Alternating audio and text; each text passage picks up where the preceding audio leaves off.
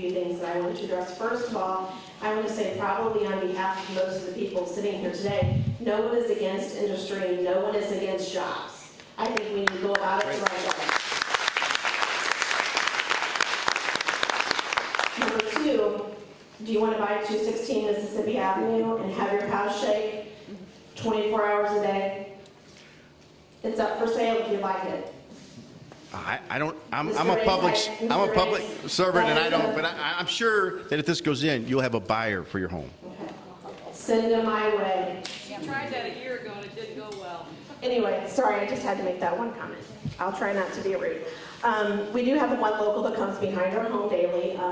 It runs once a day. Burlington Northern comes and picks up a load from the Union Pacific, and our house does shake enormously. I mean, you think the TVs are practically going to fall off the TV stand. So I can't imagine what's going to happen when we have that going 24 hours a day.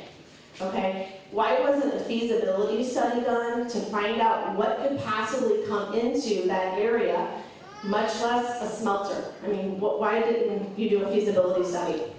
And I know the city really can't afford a feasibility study, that's what I've heard. So if this is such a great thing for Jefferson County, then maybe the county needs to buck up the money and do a feasibility study. Is that your question? Okay. No. Okay. I attended the very first a meeting in August. I kind of heard some roundabout rumors, and I thought that since this was going to directly impact my family and my home and my the biggest investment we make is our real estate. Okay, for most of us. And I went to the council meeting, and I started to inquire about it. And I was told 2 August ago that nobody really knew what I was talking about. This was all a big secret. So I think you can tell how all of us in this room have been kept in the dark about something that is going to change our lives. Okay? I didn't move to Crystal City with my family on my quaint little street in my wonderful little town to live like I live in downtown St. Louis along the river. And that is what it's going to be like. I know this is going to be swell and all good for Jefferson County, but we as Crystal Cityans, we need to look out for what's best for us, not what's best for everybody else. You know, not the employment of Festus and Herky and this and that. I mean, we have this beautiful new football field. I mean, I was sitting there Friday night admiring how beautiful it was, and I thought to myself, wow, now we're going to get to sit and watch the smelter and all of the whatever it is right directly behind the football field. I'm not sure the school is in for this or not, but I think that's something that we need to consider too, is the location. And then I was out at our wonderful airport on Saturday, took a plane ride with my son, flew up and down the river, and I saw River Cement, Wholesome, the Rush Island plant. There's not a single house around it.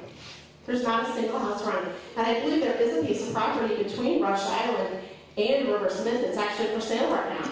So maybe that would be a better place where you're not going to disrupt an entire community. You can keep your jobs in Jefferson County, have your barge port, and have everything that you all want without completely destroying our lives. You might want to fire on that piece of property.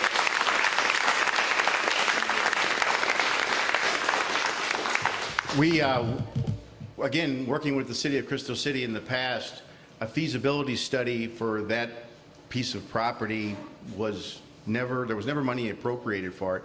And what we had done many times was, you know, you get help from the State Economic Development Department when a company puts out an RFP, they're looking for a place to land.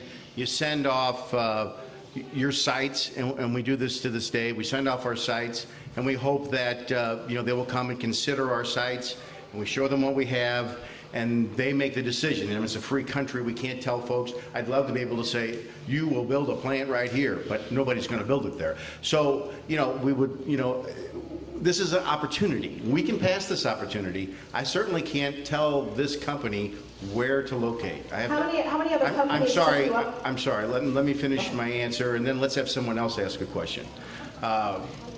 You know, so the last thing we want to do, and I think we established this early, that we want to build a good community.